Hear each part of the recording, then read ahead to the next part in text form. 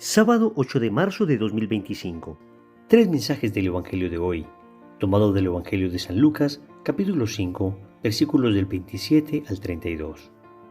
En aquel tiempo vio Jesús a un publicano llamado Leví, sentado al mostrador de los impuestos, y le dijo: «Sígueme». Él, dejándolo todo, se levantó y lo siguió.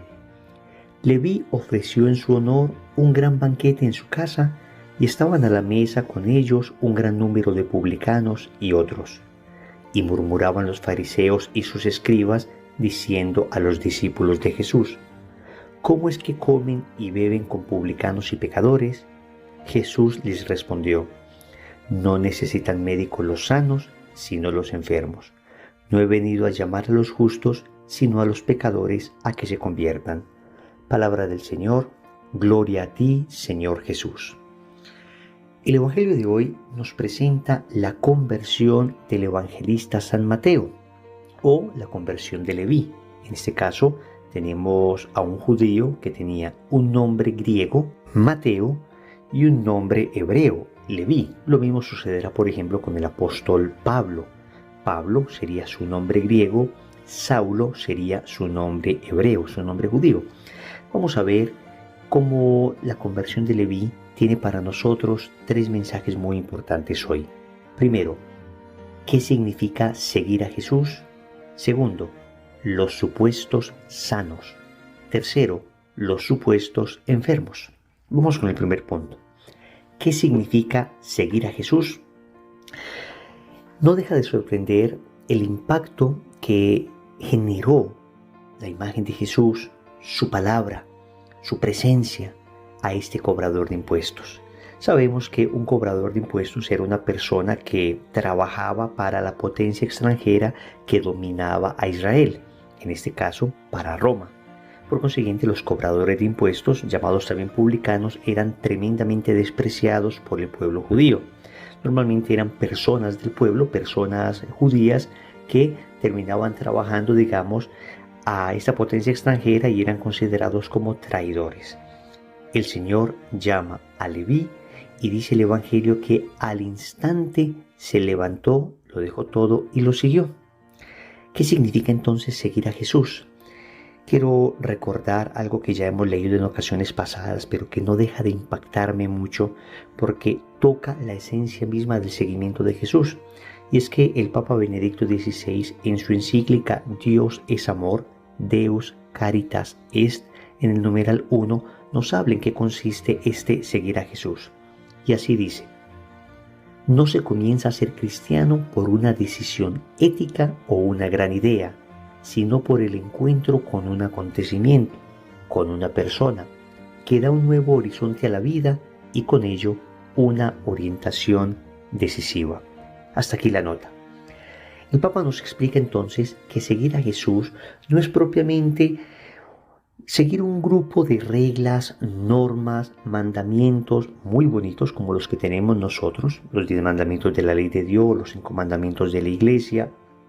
No es simplemente seguir esto, que tampoco es simplemente una gran idea, es decir, no es simplemente entender una serie de conceptos, no es simplemente un proceso cognoscitivo, no es simplemente un proceso filosófico, porque el cristianismo no es simplemente una ética o una filosofía, sino que es el encuentro con un acontecimiento, con una persona, es decir, es una presencia que nos transforma, es un encuentro que nos sana, que nos libera, un encuentro a partir del cual quedamos enamorados. Entonces no es simplemente un ejercicio moral o un ejercicio intelectual, sino sobre todo un encuentro con el amor. Y cuando uno se encuentra con el amor, entonces esto, dice el Papa, da un nuevo horizonte a la vida y con ello una orientación decisiva. Es decir, a partir del momento en que me encontré con Jesús, a partir del momento en que fui amado por Él, fui perdonado por Él, mi vida asume un nuevo horizonte. Ya no vivo solo para mí, ya no vivo para mis intereses, ahora vivo para Cristo, ahora estoy abierto a la trascendencia, a lo sobrenatural, y con ello hay una orientación decisiva, es decir, mi vida comienza a ajustarse a aquello que mi amado Jesús me pide. Esto es importante, porque no es solamente cumplir unos mandamientos, Pero cuando me enamoro de Jesús, quiero cumplir su palabra. El Señor mismo lo dirá: si me aman, guardarán mi palabra. Pero la guardamos porque le amamos, la guardamos porque Jesús transformó nuestra vida, la guardamos porque nos encontramos con esta persona, con este acontecimiento llamado Cristo, y esto hizo que seamos distintos. Lo hemos experimentado. Quienes hemos iniciado un proceso de conversión, hemos experimentado ese seguir a Jesús con todas las deficiencias que todavía tenemos y con todo lo que nos falta por convertirnos. Pero, ¿cómo ha cambiado nuestro horizonte? ¿Cómo nuestra vida es distinta hoy que conocemos a Jesús?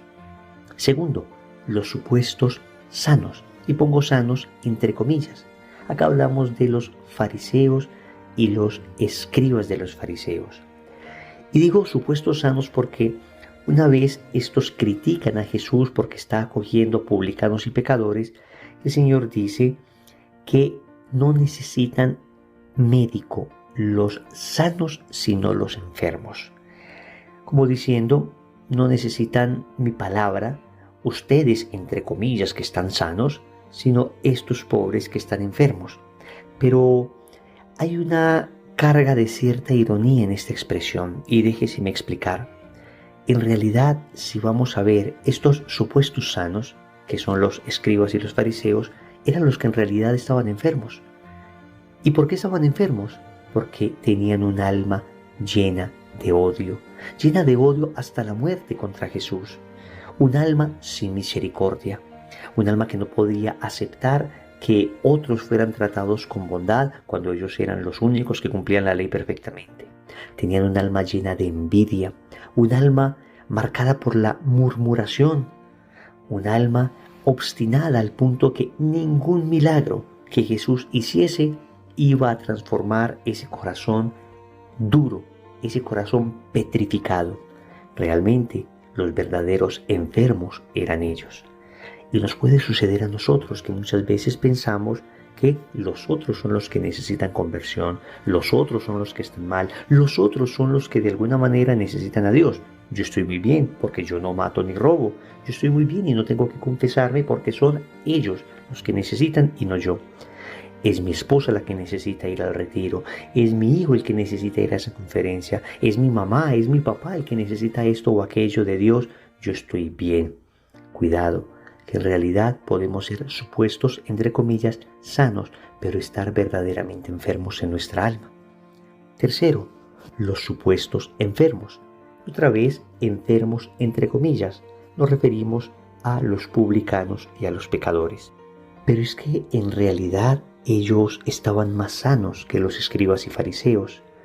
Estaban más sanos porque ellos tenían un alma abierta a la trascendencia.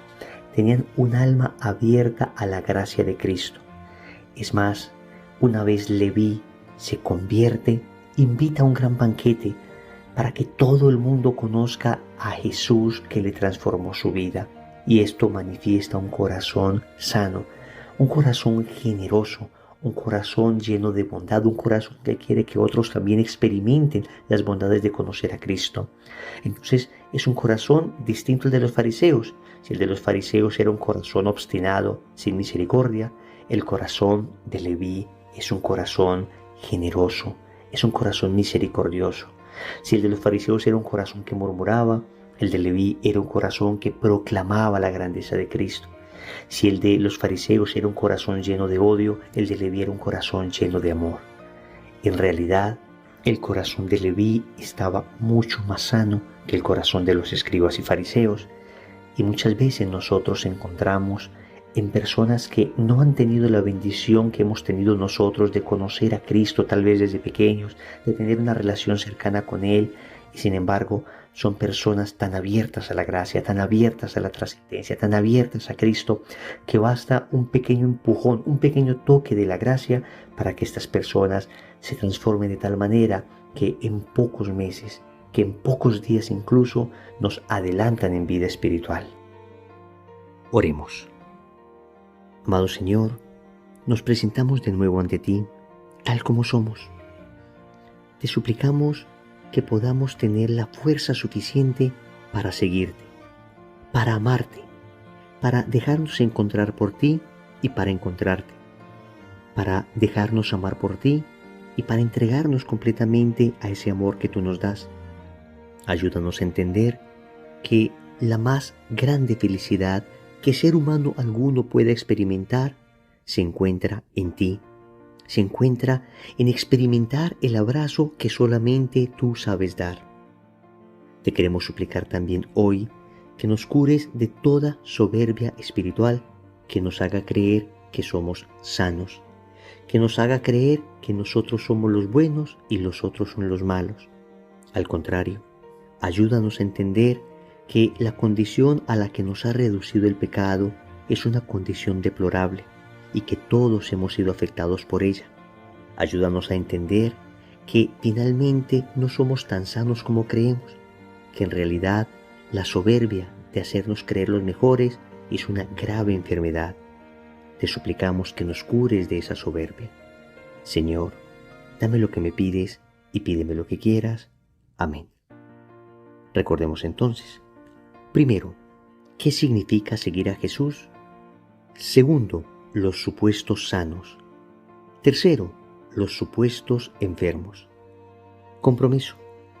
Vamos a rezar el rosario de hoy pidiendo por nuestra propia conversión. En el nombre del Padre, y del Hijo, y del Espíritu Santo. Amén.